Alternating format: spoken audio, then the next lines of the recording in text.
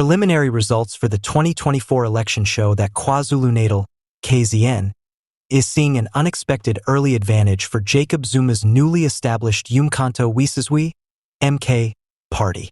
Before we continue, please kindly hit on the subscribe button. This outcome represents a dramatic change in the political climate of the province, which has long been governed by the African National Congress, ANC. According to the Independent Electoral Commission, IEC, Zuma's contentious split from the ANC led to the formation of the MK party, which has gained significant traction in KZN's rural and urban districts. According to preliminary data, the MK party is leading in a number of significant municipalities, such as uMgungundlovu and eThekwini. In KZN, the MK party is enjoying historic levels of popularity, said a representative for the IEC. The preliminary findings point to a more widespread change in the province's voter attitude. The former president of South Africa, Jacob Zuma, has been aggressively endorsing the MK party by means of his extensive network and clout in KZN. The ANC's leadership, land redistribution, and economic empowerment have been major campaign themes for Zuma. In a statement, Zuma reaffirmed his party's confidence in its performance, crediting the MK party's connection with the needs and ambitions of the KZN voters, as well as a vigorous grassroots campaign for their achievement.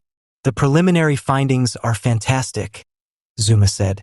The people of KZN have responded well to our message. They have put their faith in the MK party to fulfill their promise of change and are demanding it. Despite acknowledging the MK party's early advantage, the ANC, which has recently seen internal turmoil and dwindling public support, remains upbeat about their overall performance as the counting proceeds. We acknowledge that this election is competitive, according to ANC spokesman Pule Mabe. We are optimistic that the ANC will continue to perform well when more votes are tallied, even if the MK party has demonstrated strength in the preliminary results. Political observers have linked Zuma's ongoing popularity in KZN and the ANC's declining power to the MK party's early success. The MK party's creation has also drawn disgruntled people who feel left out by the ANC's latest measures. Ralph Matheka, a political analyst, called this a noteworthy breakthrough. It is important to recognize Zuma's impact in KwaZulu-Natal, and the MK party's early lead suggests that the political landscape in the province may be changing. The MK party saw encouraging early results, but the IEC warned against drawing any hasty conclusions and underlined the need to wait for the whole count. The final results are anticipated by the end of the week, and the vote counting procedure is likely to continue over the following several days.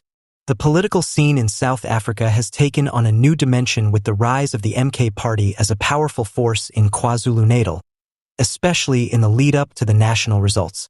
The final results of the 2024 elections, which the nation will surely be eagerly watching, will surely determine the course of South African politics going forward. All eyes are on KZN as the vote counting process unfolds, perhaps marking the beginning of a new chapter in the political history of the province, with the stakes greater than ever. Once again, the MK party has filed an urgent appeal with the Electoral Court, alleging that the ANC and President Cyril Ramaphosa have been exploiting public funds for political campaigns. The lawsuit, which was submitted late on Monday, alleges that Ramaphosa has improperly supported ANC electioneering activities by abusing his presidential rights and state-funded platforms, such as the South African Broadcasting Corporation, SABC. The MK party claims in its court filing that Ramaphosa has not addressed the public on matters of neutral administration, but rather has disproportionately concentrated his recent speeches on promoting the policies and accomplishments of the African National Congress, ANC. They contend that this is against the Electoral Act, which requires a distinct division between party politics and governmental operations. According to MK party spokeswoman Nomsa Dlamini, the president has an obligation to uphold the sanctity of his office and ensure that state resources are not utilized for partisan purposes.